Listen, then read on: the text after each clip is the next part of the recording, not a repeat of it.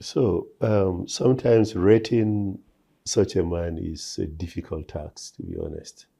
If you have a thermometer, you can measure heat, temperature. If you have a barometer, you can measure wind and things like that. But what do you use to measure a human being? Or even development, because it's like an ocean. You know, when you want to fetch water from an ocean and you scoop with a bucket, do you see if the water reduces? So that is exactly what it is, you know. But we will always make an attempt, especially from where when he took over. So if you do a kind of comparison, it will give an idea of how this development is big. From when His Excellency Right Honorable Ahmadu Fintiri took over the reign of governance of Adamawa, Adamawa was in shambles in many ways. There were too many ethnic tensions and rivalries. There were insecurities. I bet you couldn't go out in the night peacefully because of those our boys, our cousins, you know, and because they themselves are victims of social injustice. Our hospitals, our schools, and you can name it. But over the past 6 years, what we have seen is that our schools have been renovated. Schools have been built in every local government. Our hospitals have been renovated and kitted with some modern technology to aid in surgery and other medical services. Even primary health care, which is cut out and isolated from, I mean, you know what primary health care is. And it's not only in Adamawa, it's in dilapidation everywhere. The building is dilapidated. There is no medicine. There is no personnel and all of those things. But this governor has tried to see that many of these primary health cares got some attention and even hired personnel for many of our primary health cares. Now, let me tell you, because this is very big, and it's big for me because I've said it elsewhere. You know, the poorest of the poor, and for me, this is what matters. It's not only about leadership, but compassionate leadership. We all will want to develop roads in Jimeta and Yola Town because big people will ride in their jeeps. They don't need it, to be honest, because some of them have cars with suspensions that even if it's a gallop, they don't feel it necessarily. And many of them don't even live in our cities. They are in Abuja or Lagos or all over the world. But the man who is in the village, who has no idea that government exists, because there is no road, there is no electricity. Have you been to some of our villages? And they are just cut out and off from government and governance completely. But primary health care renovated, primary health care that got a personnel, means that the poorest of the poor will have a benefit, a modicum of representation of the fact that there is governance. And for me, this is big. So you want to measure his development level, you have to think of where we are coming from. And then this development will cast a shade and a shadow. Look at how the roads are clean. Some people came into Jimeta yesterday. They have never been to Yola. But as they were driving, they were saying, Adamawa is beautiful. Adamawa is beautiful. They were just talking. But if they were here 7 years ago, they wouldn't be saying this. We don't have any flyover. People are saying, is it flyover we are going to eat? Yes, you will eat it.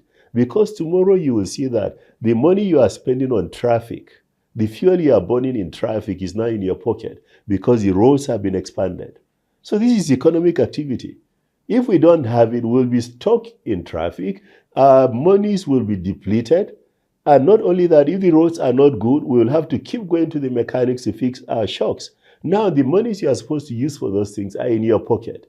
It means that economically you are becoming better.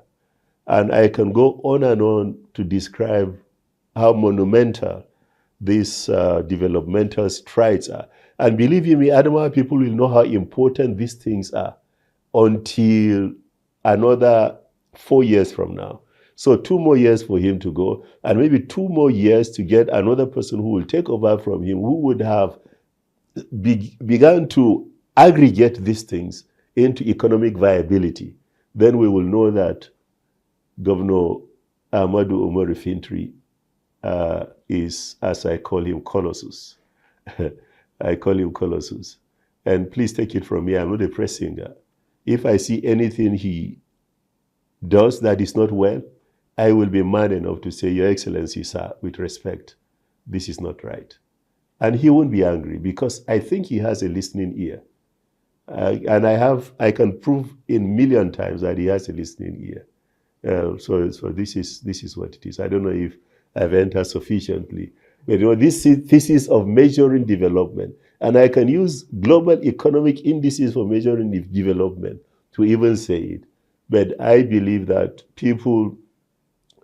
ordinary people on the street will want to hear what we are talking about. So using economic jargons and developmental indices might not really appeal to them. That's why I'm being modest in my description. But he has done well, and we must applaud him for that.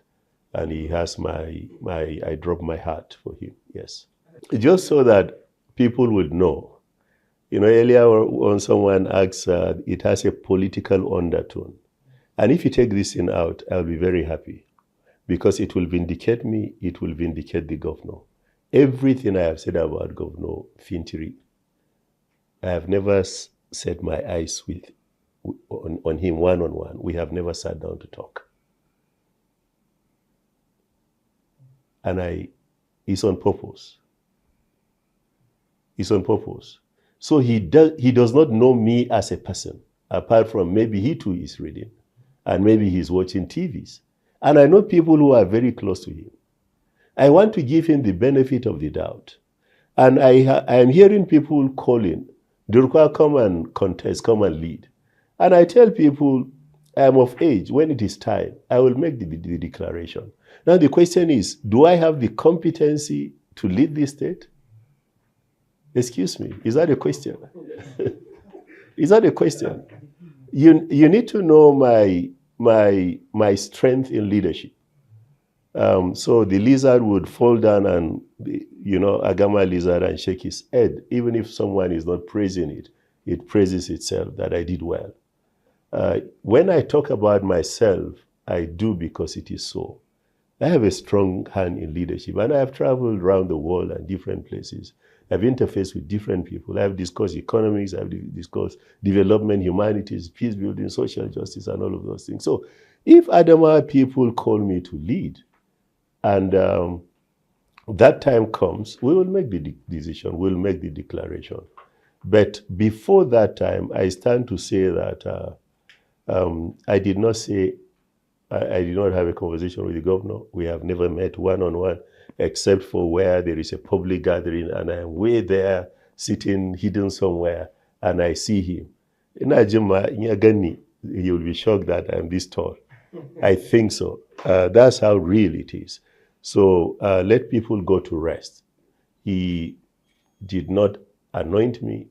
We've never exchanged SMS or chat. I don't have his phone, his number on my phone. I am an Adamawa indigene who have the right to speak to the affairs of the state. And we've been contributing in matters of peace and social justice.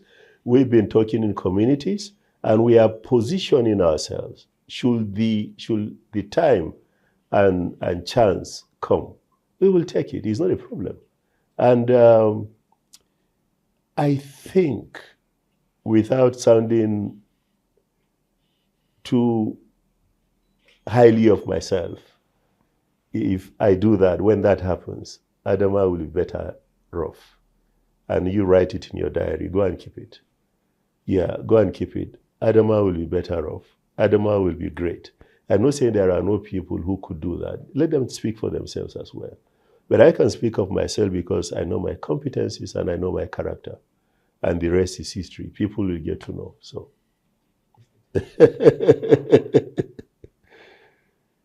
Do you have what it takes to make me the governor? I will take it. No one knows tomorrow. Oh, exactly. It's actually a kind of rhetorical question. When I become the governor, and follow my words both in terms of syntax arrangement, when I become the governor in 2027, one of the first things that would happen is that it would be a bygone thing to hear that a person served as a governor and he is now fighting with his successor, which is some anomaly that characterizes the kind of governance we have in our nation. And some of the things I am even thinking about, what does he still have in his mind that has not been crystallized? I want to hear him say those things, verbalize them. And I want to see his strategic document for governance.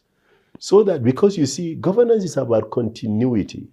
So that what he began to do will continue to be done through us.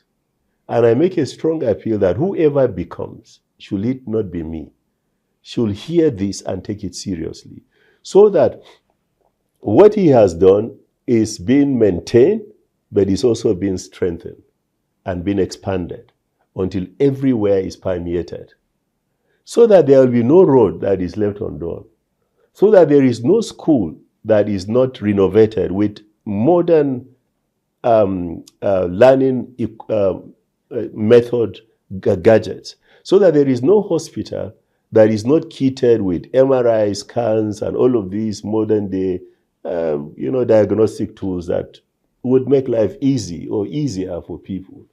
And so that our children who are growing would grow with optimism that there is future awaiting them.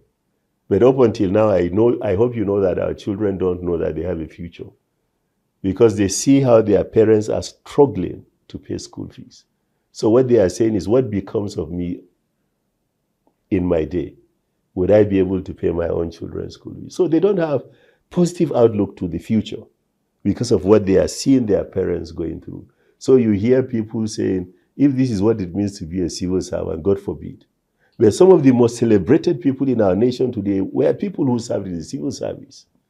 And you hear our children, all they are looking for is how to leave the shores of this nation, the Jackpot syndrome.